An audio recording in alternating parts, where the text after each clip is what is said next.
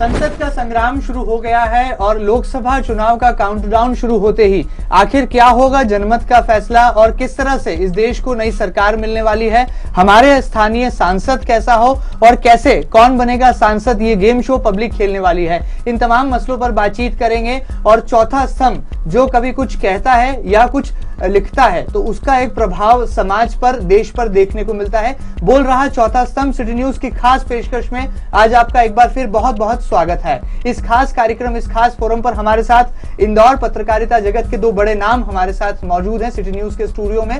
दोनों ही मेहमानों से आपका परिचय कराना चाहूंगा। पहले हैं अग्निबाण से जुड़े वरिष्ठ पत्रकार श्री राजेश जुएल जी, आपका बहुत बहुत स्वागत है। दूसरे हैं सीएनबीसी आवाज से जुड़े और इलेक्ट्रॉनिक मीडिया का एक बड़ा नाम श्री राजा शर्मा जी। राजा शर्मा जी, आपका भी बहुत बहुत स्वागत है। दोनों ही खास मेहमानों से जानने की कोशिश करेंगे कि क्या है उनकी बेबाक टिप्पणियां, किस तरह से वो सियासत के तमाम समीकरणों की सर्जरी करते हैं और उनकी निगाह में आखिर क्या कुछ जनमत का फैसला फिलहाल यहाँ पर उकरता उभरता दिखाई दे रहा है। सीधे यहाँ पर मुखातिब होते हैं हमारे खास मेहमानों से। पहला सवाल यहाँ पर श्री राजेश जुएल जी से करते हैं। जुएल साहब, लंबा तजुर्बा है पत्रकारिता में आपका, आपने कई सरकारें बनती देखी, कई सरकारें गिरती देखी। क्या लगता है वर्तमान में देश में जिस तरह से चेहरों की सियासत हावी है, लगातार देश की जनता के सामने जो है तीन चेहरे विकल्प के तौर पर दिख रहे हैं। एक पहला चेहरा है भारतीय जनता पार्टी से नरेंद्र मोदी का, कांग्रेस से राहुल गांधी का, तो वहीं विकल्प के तौर पर उभरी आम आदमी पार्टी से अरविंद केजरीवाल का। ये चेहरों की सियासत आखिर जनता के लिए क्या कुछ लेकर है? देखिए, जहाँ तक मुझे याद है कि आज़ादी के बाद ये पहला चुनाव है जो कि एक नाम पे लड़ा जा रहा है, प्रधानमंत्री के पद के उम्मीदवार के रूप में। बिल्कुल। कभी भी ऐसा चुनाव आज तक मैंने देखा नहीं। हमेशा चुनाव होते हैं, पार्टी चुनाव जीतती है और एक प्रधानमंत्री को है जो है पार्टी बना देती है, वो आलाकमान तय करता है। खैर, बिल्कुल। लेकिन ये पहला चुनाव ऐसा है कि जिसमें भाजपा ने नरेंद्र मोदी को प्रधानमंत्री बनाया और बड़े आक्रामक तरीके से नरेंद्र मोदी ने जो है वो चुनाव कैंपेन शुरू किया। विधानसभा चुनाव के पहले ही, चूंकि उनको पार्टी डिक्लेयर कर चुकी थी, तो पिछले 4 या 5 महीनों से जो है नरेंद्र मोदी देश भर में दौरा कर रहे हैं और उन्होंने जो है चुनाव को बड़ा महत्वपूर्ण बना दिया, रोचक बना दिया।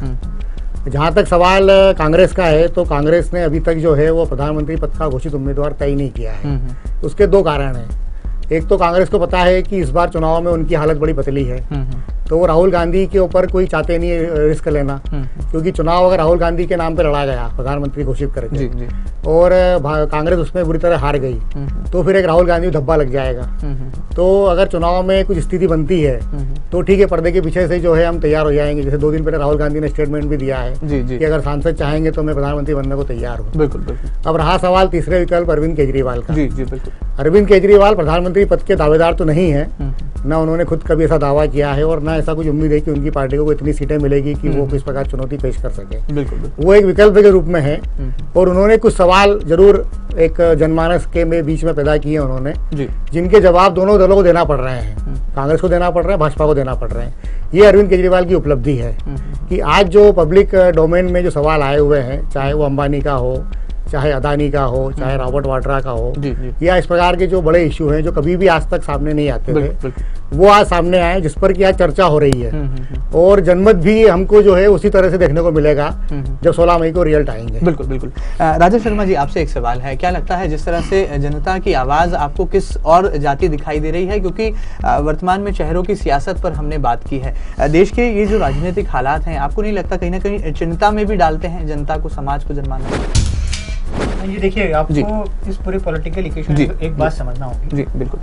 दरअसल ये चुनाव जो है प्रोडक्ट के रूप में पेश हो रहे हैं, मेरा ये मानना। बिल्कुल। अब ये है, जब आप कोई चीज खरीदने जाते हो तो उसका विज्ञापन होता है, उसका रेपरिंग होती है।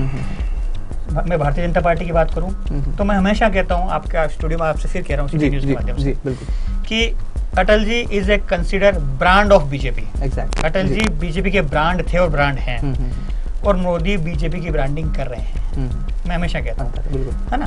तो Modi is doing branding for BJP. जब किसी की ब्रांडिंग होती है, किसी को इंडोर्स करते हो, तो कहीं ना कहीं रूप में प्रोडक्ट होता है, विचारधारा नहीं होती है। तो विचारधारा की कोई ब्रांडिंग नहीं होती। विचारधारा तो शाश्वत सत्य रहती है कि ये इनके विचार हैं। मैंने ये बदलाव महसूस किया कि ये ब्रांडिंग का दौर है। आपने जनमानस की बात की, जाहिर सी बात है, जब जनमानस पे कोई विज्ञापन हम रोज देखते हैं तो वो खरीद भी लाते हैं। बिल्कुल ना। तो हो सकता है कि ये ब्रांडिंग का दौर है, ये ब्रांडिंग कहीं ना कहीं मन मस्तिष्क पे आपके असर करे। दूसरी बात, इसमें जो बड़ा रोल प्ले कर रहा है जी बिल्कुल, वो आप जिसको सोशल मीडिया अपन बोलते हैं, सोशल मीडिया बड़ा रोल प्ले कर रहा है। मेरा उसमें एक और प्रेडिक्शन भी है, उसमें भाड़े के लोग भी बैठे हुए हैं, है ना। ये जितने लाइक पर डे आते हैं, यदि इतने लाइक आने लगे ना, तो आप मान के चलिए 81 करोड़ वोट है, तो फिर तो 70 करोड़ वोट पड़ना चाहिए।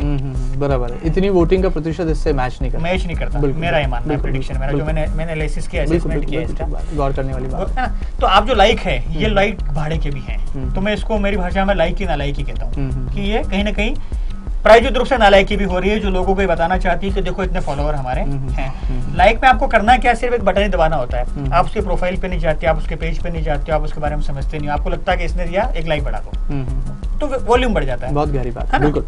तो ये जनमानस की बात है। आपने कहा कि जनमानस का तो ये प्रोडक्ट के रूप में पेश किए जा रहे हैं, मतलब कुल मिलाकर पॉलिटिकल मार्केटिंग हो रही है, सियासत के मैदान में भी पॉलिटिकल मार्केटिंग का फॉर्मूला है। और विचार खत्म हो गए हैं, प्रोडक्ट आ चुका है, उस प्रोडक्ट को बेच रहे हैं। कोई बड़ी सभाओं से बेच रहा है, कोई 3D से बेच रहा है, कोई X से बेच रहा है, कोई Y से बेच रहा है। बिल्कुल, ये है चौथे स्तंभ के विभाग बोल, जो यहाँ पर कहीं ना कहीं इशारा कर रहे हैं कि पब्लिक के सामने पॉलिटिशियंस भी एक प्रोडक्ट की तरह पेश आने लगे हैं, और शायद यही वजह है कि जनमानस कहीं ना कहीं चिंता में भी है इस बात को लेकर। आगे बढ़ते हैं और बातचीत का सिलसिला आगे बढ़ाते हैं, सीधे मध्य प्रदेश की तरफ आते हैं। आखिर देश के दिल यानी कि मध्य प्रदेश में क्या हाल होंगे और किस तरह से राजनीतिक समीकरण कौन सी तस्वीर को उकेर रहे हैं, सीधे मुखातिब होते हैं। राजेश जुएल जी, मध्य प्रदेश की 29 सीटों की अगर हम बात करें, तो क्या परिदृश्य आपको लगता है, जिन मुद्दों के आधार पर कांग्रेस चुनाव मैदान में है, जिन मुद्दों के आधार पर भारतीय जनता पार्टी मैदान में है, क्या प्रारूप है इसके, इस पूरे समीकरणों के बीच में जनता के पक्ष में आखिर क्या है?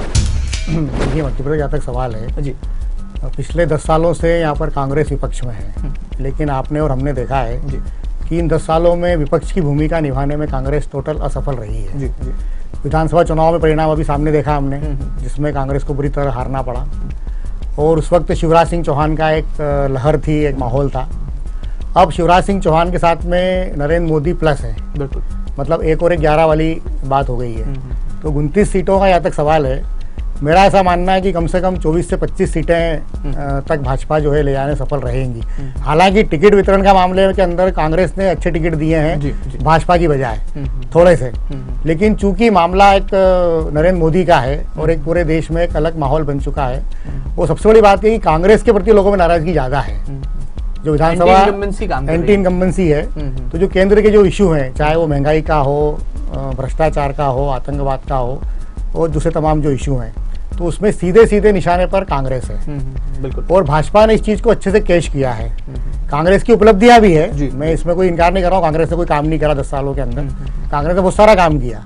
लेकिन जैसे राहुल गांधी ने कहा था कि जो है वो भाजपा ही गंजों को कंघी बेच देते हैं, तो वो कला भाजपा के पास है, वो कला कांग्रेस के पास नहीं है, तो उसका खामियाजा उठाना पड़ेगा कांग्रेस को। और मध्य प्रदेश के अंदर जो है, चूंकि एक भाजपा का गढ़ बन चुका है, पिछले 10 सालों से लगातार भाजपा यहाँ पर अच्छा प्रदर्शन कर रही है।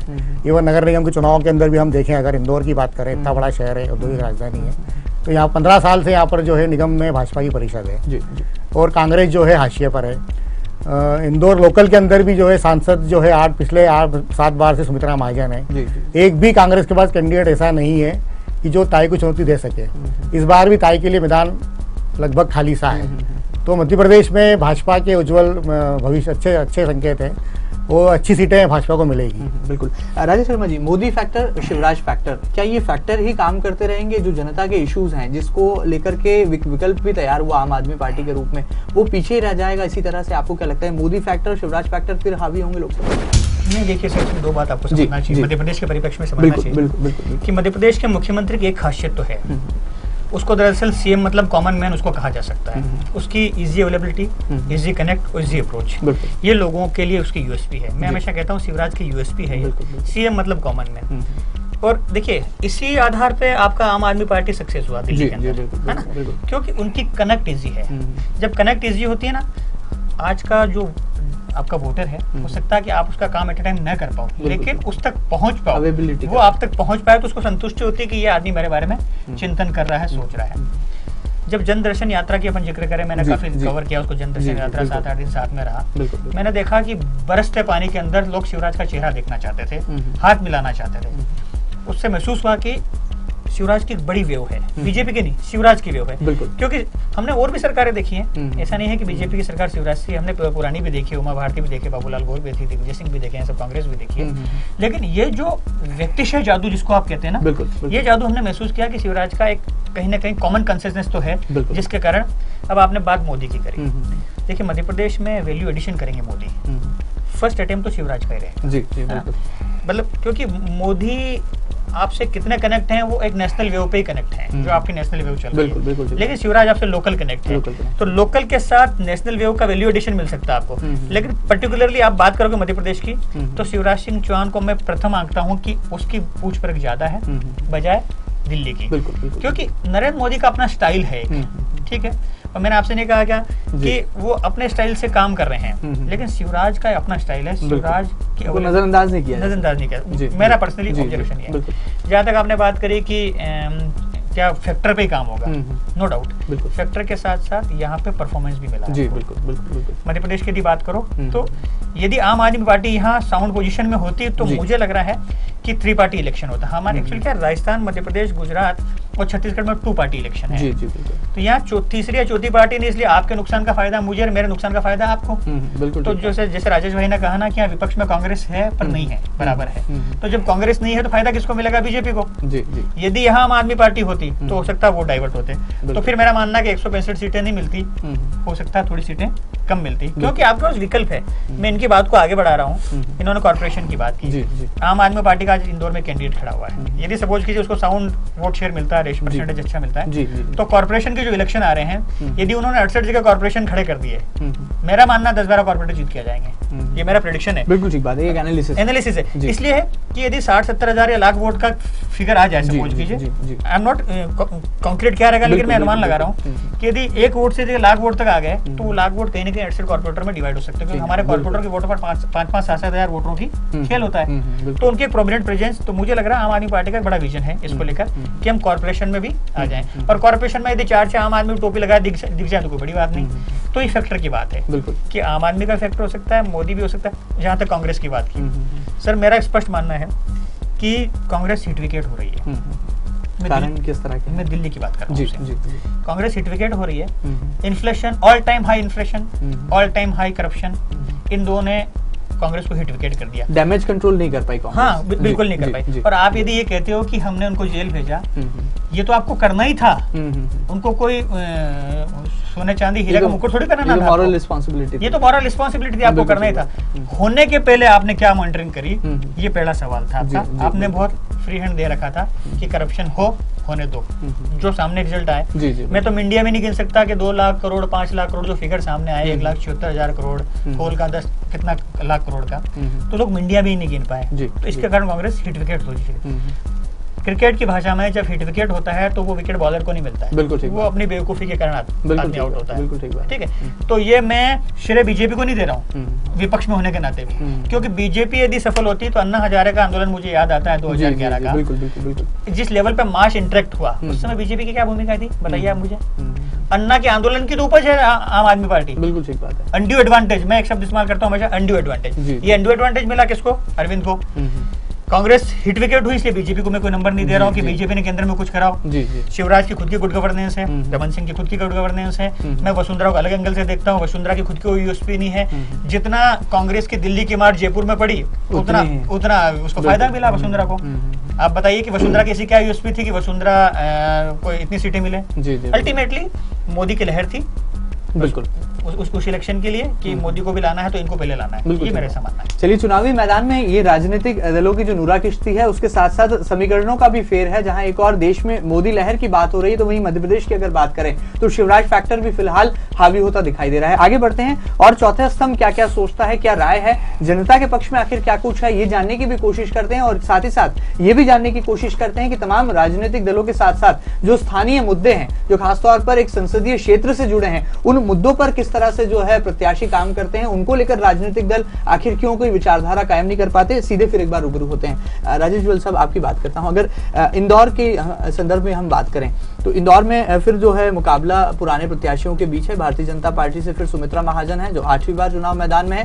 कांग्रेस ने फिर सत्यनारायण पटेल जो कि पिछला चुनाव लड़े थे, हालांकि अंतर जीत का उन्होंने कम कर दिया था, मैदान में उतारा है। क्यों जनता के मुद्दे सामने नहीं आ पा रहे हैं? अगर इंदौर की बात करें तो जो चुनावी माहौल फिलहाल बनता दिखाई दे रहा है, तो जहां ताई जो है मोदी के नाम पर वोट मांग रही है, तो सत्यनारायण पटेल फिर एक बार पुराना राग अलाप रहे हैं। आपका क्या आंकलन है? देखिए, राजा भाई ने जो बात की थी मैं उसी को यहाँ पर वापस अभी करूँगा। प्रोडक्ट वाली बात जो है, भाजपा ने और खासकर नरेंद्र मोदी ने जो है ये सबसे बड़ा एक अच्छा काम किया, जो अपनी मार्केटिंग उन्होंने अच्छी की देश भर में। उन्होंने पब्लिक के दिलो दिमाग में ये बात जो है वो बिल्कुल एक इम्पोज कर दी कि जो भी बुरा हो रहा है देश में वो सब कांग्रेस के कारण हो रहा है। और अच्छे दिन आने वाले हैं। अगर अब आप उनकी अभी टैगलाइन देखोगे, अभी चल रही है आजकल, उनके एड में भी आ रही है कि अच्छे दिन आने वाले हैं। तो उन्होंने एक एक आदमी के दिलो दिमाग में ये बातें जो है वो डाल दी है कि आप हमको वोट दो, हमारी सरकार बनाओ और आपके अच्छे दिन अब जल्दी आने वाले हैं। तो अब जहाँ तक अपन इंदौर की बात करें तो वही वाली बात है कि ये पूरा चुनाव लड़ा जा रहा है राष्ट्रीय मुद्दों को लेकर, जिसमें महंगाई से सब आदमी त्रस्त हैं। अगर दिल्ली का आदमी महंगाई से परेशान है तो इंदौर का आदमी महंगाई से परेशान है। तो वही मुद्दे जो है इंदौर के अंदर भी लागू हो रहे हैं। करप्शन का यहाँ तक मामला है वो भी हो रहा है। और रहा सवाल लोकल इशू का, लोकल इशू पे अगर हम बात करेंगे तो फिर भाजपा को दिक्कत आएगी, क्योंकि लोकल इशू के कारण ये है कि 10 साल से सरकार भाजपा की है। तो लोकल इशू में भाजपा बात नहीं करना चाहती है, क्योंकि उसके अंदर फिर उसका करप्शन भी सामने आएगा। आज 10 साल के अंदर ऐसा ही नहीं कि भाजपा के राज में करप्शन नहीं हुआ है, बहुत करप्शन बढ़ा हुआ है। अभी इतना बड़ा व्यापक घोटाला हमारे सामने है। पर कांग्रेस की दिक्कत ये है कि कांग्रेस उन सब सारे इश्यूज को जो है फोकस नहीं ला, जनता के बीच नहीं ले आ पाई। और ये पूरा चुनाव लड़ा जा रहा है नरेंद्र मोदी वर्सेस राहुल गांधी वर्सेस अरविंद केजरीवाल वगैरह वगैरह। तो वो लोकल इशू, लोकल जो है मुद्दे फोकस ही नहीं है। ना मीडिया में फोकस है, ना आम पब्लिक में फोकस है। पब्लिक किसकी बात कर रही है? पब्लिक कर रही है आतंकवाद की बात, पब्लिक कर रही है पाकिस्तान की बात, पब्लिक कर रही है चीन की बात, पब्लिक कर रही है महंगाई की बात। तो वो सारा जो है इशू उन्होंने डाइल्यूट कर दिया बीजेपी ने अपनी मार्केटिंग स्ट्रेटेजी के तहत। राजा शर्मा जी, आपसे एक सवाल है, बहुत गहराई से आप चूंकि आकलन करते हैं, तो इंदौर के संदर्भ में आपका क्या आकलन है? क्या लगता है युवा वोटर्स जो हैं वो भी निर्णायक भूमिका में है, तो ऐसे कोई फेरबदल होने के कहीं कोई गुंजाइश दिखाई देती है, या लगता है कि जनता फिर जो फैक्टर्स के जो हमने बात की पिछले दरमियान, उसी फैक्टर्स को लेकर के अपनी वोटिंग करने की तरफ रुक? देखिए, जैसा मैंने कहा ना कि इंदौर में यदि आप इंदौर के सांसद के चुनाव की बात करें तो XY कैंडिडेट जो हैं, बिल्कुल, मैं X को क्यों वोट करूं या Y को वोट क्यों करूं, उसके पीछे बेस तो होना चाहिए। जी बिल्कुल ठीक है। हमने कहा कि मोदी के लहर पर भी सुमित्रा महाजन सवार है। बिल्कुल। सांसद की यदि आप यूएसपी की बात करो तो मुझे बतौर पत्रकार मुझे याद नहीं आता कि कोई बड़ा अचीवमेंट इस शहर को, इस एरिया को, मालवा रीजन को सुमित्रा महाजन के प्रयासों से मिला हो। उसमें 2 कारण भी हैं कि being as a member of parliament वो रिप्रेजेंट जरूर करती है, लेकिन जब गवर्नमेंट आपकी नहीं होती है तो आप उनकी प्रायोरिटी पे भी नहीं होते हो गवर्नमेंट की। ये मैं एडमिट करता हूँ बात को, है ना। अब आपके एक्स्ट्रा एफर्ट्स कितने रहते हैं ये आपकी विल पावर पे डिपेंड करता है कि आपने कितना एक्स्ट्रा एफर्ट्स करके, है ना। जैसे मैं कल एक विज्ञापन देख रहा था, इन्होंने विज्ञापन लगा रखा बीजेपी ने कि एयरपोर्ट से कनेक्ट कितनी फ्लाइटें हो गई, श्रीनगर से लेकर अहमदाबाद से लेके, ये उन्होंने अपनी मार्केटिंग शुरू की कि हमने। तो ताई का एक ही काम है, या तो ट्रेन की बात करेगी या एयरपोर्ट की बात करेगी। 2 मुझे समझ में आता है कि सुमित्रा महाजन 2 मीडिया ऑब्जर्वेशन भी। हाँ, मेरा मानना है कि वो 2 के अलावा तीसरी बात सुमित्रा महाजन के पास नहीं है। मैंने तो नहीं सुना बतौर पत्रकार, और पत्र भी लिखे उन्होंने बहुत सारे। ये वो अपना जिक्र करते हैं, ठीक है। जहाँ तक आपने बात की सत्यनारायण पटेल की बात की, मतलब मेरी विभाग राय ये है कि सत्यनारायण पटेल को खुद को मालूम है कि मैं चुनाव जो लड़ रहा हूँ मजबूरी में लड़ रहा हूँ। जी बिल्कुल, है ना। विधायक हार चुके हैं। लॉजिकली बात करो, कोई जो आदमी विधायक हार जाए उसको सांसद कैसे जीत सकते हो? लॉजिक की बात करो। आप किसी एक असेंबली को हार जाते हो और उसी ड्यू कोर्स 3 महीने के अंदर, 2 महीने के अंदर आपको यह कहा जाता है कि पार्लियामेंट्री लड़ो, तो जब आप 4 या 5 लाख 2-3 लाख जितने आपके वोट है उसमें जीत के नहीं आ रहे हो, तो फिर आप 22 लाख 23 लाख वोटरों में क्या ऐसे आपने जादू छड़ी 2 महीने में घुमा दी कि आप जीत के आ जाओगे? पहली बात। चलिए मान लेते हैं कि कांग्रेस ने उनको उतारा, किसी कारणवश उतारा हो, कोई उनसे सवाल करके साहब आप विधायक हार गए हो, लोकसभा कैसे जीतोगे? तो क्या जवाब होगा उनके पास? ठीक बात है ना। तो जाहिर सी बात है कि ये लड़ने के लिए लड़ रहे हैं। बिल्कुल, यहाँ भी हिट विकेट वाली स्थिति बन गई आपको? हाँ, देखिए रस्म अदायगी के लिए लड़ रहे हैं, मेरा तो स्पष्ट मानना है। मैं स्पष्ट कह रहा हूँ कि रस्म अदायगी के लिए लड़ रहे हैं। पिछले चुनाव की फिगर पे आप मत जाना महेंद्र जी, बिल्कुल। पिछले चुनाव के फिगर के कारण दूसरे थे, वो पूरा शहर जानता है, मैं आया बात करना नहीं चाहता। क्योंकि यहाँ लाख सवा लाख का जो मार्जिन है 10-11 हजार में आके रुक जाता है, तो इसके पीछे इनके आपसी असंतोष थे बीजेपी के, इसका कारण इनके साथ ऐसा हुआ। सैबोटेज भी हुआ, सैबोटेज जिसको कहते हैं, इस बार वो सैबोटेज दिख नहीं रहा है, वो असंतोष दिख नहीं रहा है, मतलब जो ताई और भाई की जो दूरियां थी वो खत्म हो गई। ऐसा हमको मीडिया में भी दिखता है और इंटरनली ऐसा लगता भी नहीं कि इनकी कोई दूरियां, क्योंकि भाई का एजेंडा ये रहा ही, सियासी चश्मे से भी देखें तो भाई का एजेंडा भी ये लग नहीं रहा कि कोई कहीं नुकसान फायदे की बात हो। तो मुझे लग रहा है कांग्रेस लड़ने के लिए लड़ रही है, रस्म अदायगी के लिए लड़ रही है।